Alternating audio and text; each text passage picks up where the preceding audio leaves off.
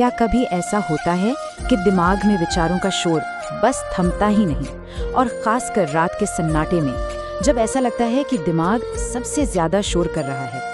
अगर जवाब हाँ है तो ये जो विश्लेषण हम करने वाले हैं ना, ये बहुत काम आ सकता है। तो चलिए इस विषय की गहराई में उतरते हैं। सबसे पहले तो हमें इस एक बात को समझना पड़ेगा, ज्यादा सोचना असल में पता है क्या है?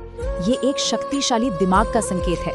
समस्या सोच नहीं है, नहीं, समस्या तब शुरू होती है जब ये सोच हमारे नियंत्रण से बाहर हो जाती है और एक दोस्त की जगह दुश्मन की तरह काम करने लगती है। तो ये जो तेज दिमाग है, ये एक दो धारी तलवार जैसा है। देखिए, एक तरफ तो ये हमारी सबसे बड़ी ताकत है, लेकिन दूसरी ही तरफ यही हमारी सबसे बड़ी रुकावट भी बन सकता है। और ठीक यहीं पर असली संघर्ष शुरू होता है, जब हमारी सोच दोस्त से दुश्मन बन जाती है और हमें आगे बढ़ने से रोकती है। और यहाँ ना एक बहुत ही दिलचस्प विरोधाभास देखने को मिलता है। देखिए, एक तेज दिमाग का काम क्या है? समस्याओं को सुलझाना, है ना? लेकिन जब यही दिमाग अनियंत्रित हो जाता है तो ये असल समस्याओं को छोड़कर काल्पनिक समस्याएं बनाने लगता है। मतलब ये सुरक्षा की तलाश में एक ऐसा जाल बुन देता है जहाँ कोई इंसान बस सोचता ही रह जाता है पर कोई कदम नहीं उठा पाता। और इसी चीज को कहते हैं एनालिसिस पैरालिसिस। और इस एनालिसिस पैरालिसिस के जाल में फंसने की कीमत, यकीन मानिए, बहुत बड़ी होती है। ये सिर्फ हमारी मानसिक शांति ही नहीं छीनता, बल्कि असल जिंदगी में हमारी तरक्की को भी रोक देता है। चलिए समझते हैं कि ये चक्र आखिर काम कैसे करता है और इसकी कीमत क्या चुकानी पड़ती है। ये चक्र अक्सर किसी एक छोटे से फैसले से शुरू होता है और फिर धीरे धीरे जिंदगी के हर पहलू पर हावी हो जाता है। भविष्य का डर, अतीत पर पछतावा और हर चीज में परफेक्शन की तलाश, ये सब मिलकर एक ऐसी मानसिक थकान पैदा करते हैं जैसे मानो बिना चले ही कोई पहाड़ चढ़ लिया हो। और यही इस जाल की असली जड़ है, परफेक्शन का इंतजार करना। सच्चाई तो यह है कि तैयारी कभी भी पूरी नहीं होती। जो लोग आगे बढ़ते हैं ना, वे गलतियां करने से डरते नहीं है। असली तरक्की इम्परफेक्ट एक्शन लेने से, मतलब छोटी मोटी गलतियों के साथ आगे बढ़ने से ही होती है। तो सवाल ये है कि इस जाल से बाहर कैसे निकला जाए? समाधान छिपा है अपनी सोच के साथ अपने रिश्ते को बदलने में, विचारों का गुलाम बनने के बजाय उनका मालिक बनने में।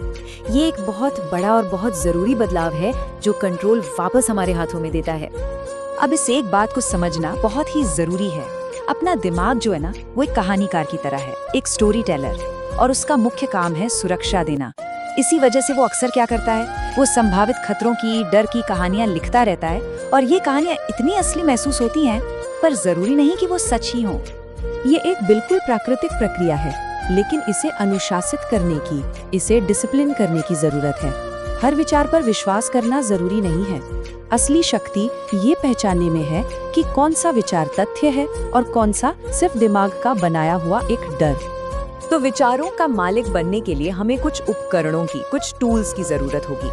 चलिए अब 4 ऐसी ही शक्तिशाली तकनीकों पर बात करते हैं जो इस सोच के चक्र को तोड़ने और दिमाग को अनुशासित करने में हमारी मदद कर सकती हैं।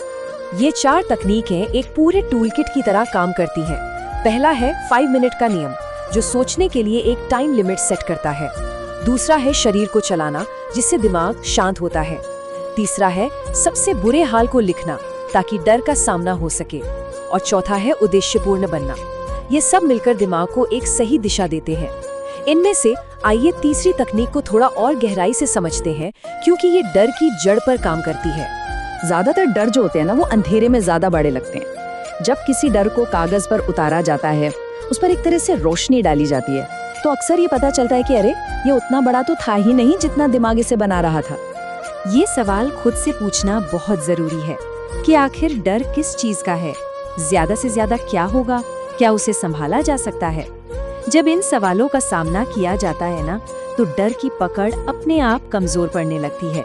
रिसर्च ये बताती है कि हमारी लगभग 90% चिंताएं उन चीजों के बारे में होती हैं जो कभी असल में होती ही नहीं है। दिमाग खतरे को बहुत बड़ा चढ़ा कर दिखाता है, लेकिन हकीकत अक्सर उतनी डरावनी नहीं होती। और अब बात करते हैं उस सबसे शक्तिशाली समाधान की, जो असल में इन सभी तकनीकों का आधार है। क्योंकि ज्यादा सोचने का इलाज और ज्यादा सोचना हो ही नहीं सकता। इसका एकमात्र और सबसे बड़ा इलाज है एक्शन लेना। आत्मविश्वास या कॉन्फिडेंस एक एहसास है जो सोचने से नहीं बल्कि छोटे छोटे कदम उठाने से पैदा होता है।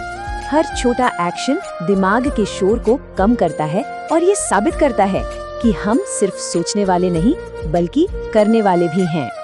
तो ये 3 वचन एक रिमाइंडर की तरह काम कर सकते हैं। ये उस व्यवहारिक बदलाव का सार है जिसकी जरूरत है। पहला, विचारों को सिर्फ देखना, उन पर विश्वास नहीं करना। दूसरा, एक्शन को प्राथमिकता देना।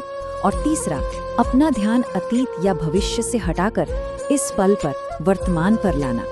तो अंत में चुनाव सिर्फ एक ही बचता है, क्या विचारों में ही अटके रहना है या एक्शन लेकर आगे बढ़ना है।